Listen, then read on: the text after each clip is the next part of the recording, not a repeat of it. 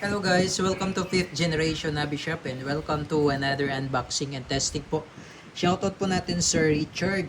Okay, so ngayon meron tayo ditong American Classic 1322 airgun rifle. Ayan po, caliber 22 up to 460 feet per second. This is pump po, pump type, variable pump. Ayan po. 2 pumps up to 235 APS, 6 pumps up to 390 APS, 10 pumps up to 460 APS, chambered in caliber 22, lead pellets po. Ito po yung kanyang bala.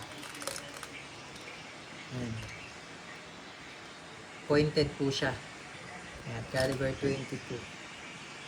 Ayan. 14.3 grains. Ayan, so may kasama na siyang 175 shots by Crossman. Then meron na rin siyang ammo pouch, lagayan ng bala. At saka yung shoulder stock.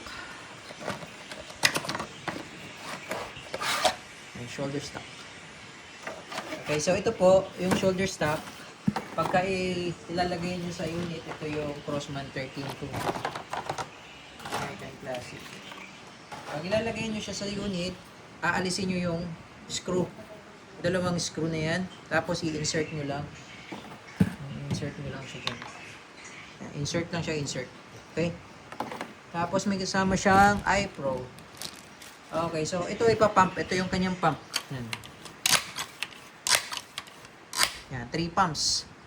So nakalagay po siya na 2 pumps, no? Minimum 2 pumps.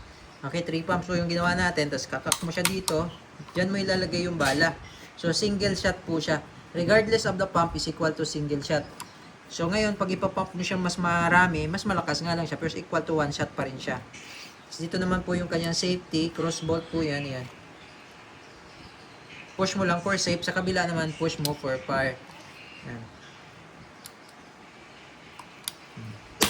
Ayan. Okay. So yung sight niya, adjustable siya, elevation. Ayan yung sight niya. Adjust po yan, elevation. Yan. So, ipapump nyo po. Ito po, hindi na po kailangan dito ng CO2. Bali, ipapump nyo po siya. Tapos, yung bala niya ay 22. So, pakita ko lang sa inyo yung itsura.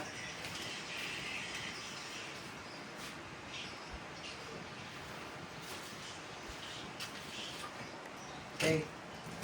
So, bali yung free niya po, ganito po yung free niya ng Crossman. Tapos, meron po kayong additional, sir. Ito po yung Humerex Cobra. Yan, caliber 22. This is 15.7 grains. So, mas mabigat siya compared dun sa free. So, ito siya. Yan yung caliber 22. Pointed. Okay? So, ipapump natin, sir, ng 5 pumps. 1, 2, 3, 4, 5 pumps. Lock. Kasa. Tapos load. Ayan po. Okay, Crossman 1322. Testing po natin, sir. Testing po natin, sir, sa makapal na lata. Makapal na lata, Jolly Mushroom. Makapal to na lata, sir. 5 pumps po ang ginawa natin, no? Okay, testing 1322. So, hindi muna natin nilagay yung shoulder stock. 3 meters distance. 5 pumps. Tingnan natin kung bubutas. Firing.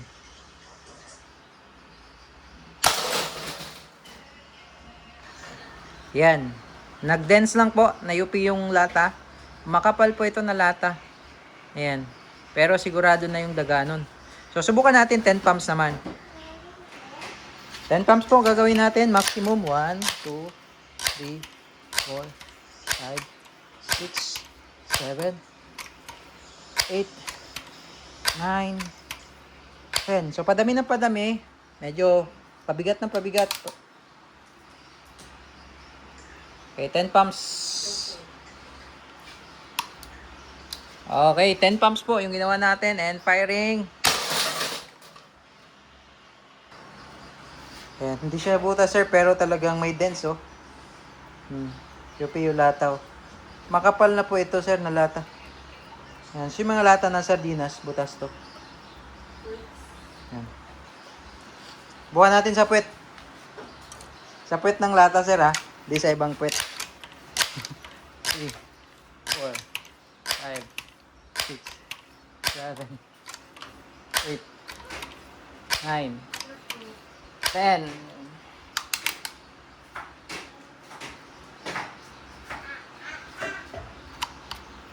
Okay.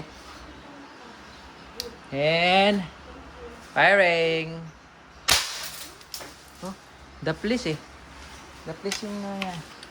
1, 2, 3, 4, 5, 6, 7, 8, 9, 10. Babaan lang natin para okay. And firing. Ba? Ayan sir, oh, butas yung puwet oh. Kanina di siya nabutas kasi sobrang kapal na nito eh.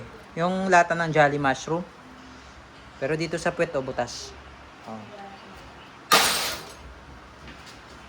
13.22 sir.